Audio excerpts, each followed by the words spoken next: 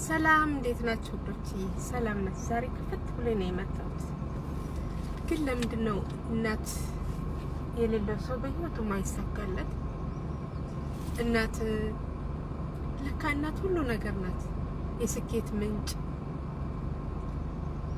የስኬት የሁሉ ነገር ምንጭ ናት እናት ለካ። እውነት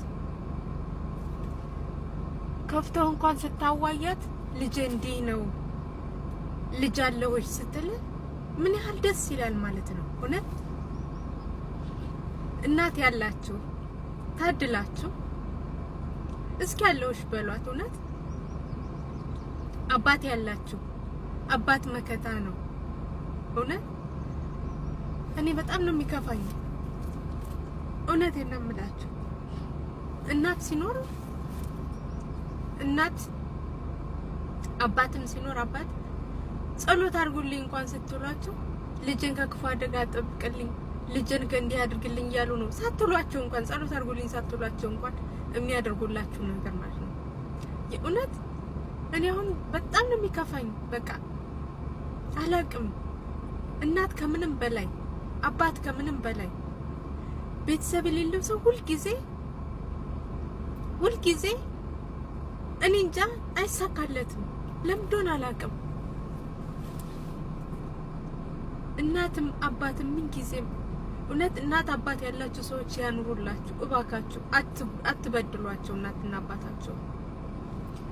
ምን ጊዜም ከምንም በላይ እናትና አባታችሁን አትበድሏቸው። እናትና አባት ማለት ሁሉ ነገራችሁ ነው።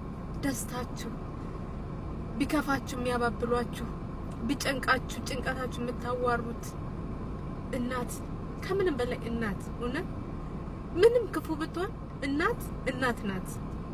እውነቴን ነው የምላቸው።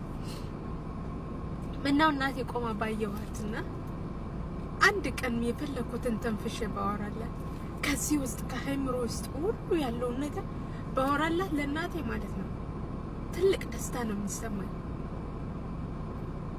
ግን ምን ዋጋ አለው? እናት የሌለው ሰው ምን ጊዜ ብቸኛ ነው። ወንድም፣ እህት፣ አጎት፣ አክስት ከንቱ ናቸው።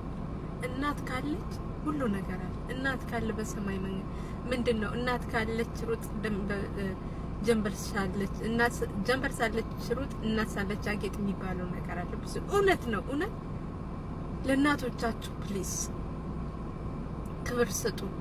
ለአባቶቻችሁ ክብር ስጡ። እኔ በጣም ነው የከፋኝ እውነት እናት ያለ መኖሯ አባት ያለ መኖሩ በጣም ነው የሚከፋኝ ከምንም በላይ ማለት ነው። በጣም ነው የማዝነው። ብቻ ግን ፈጣሪ እሱ ሁሉ ነገር ያስተካክላል።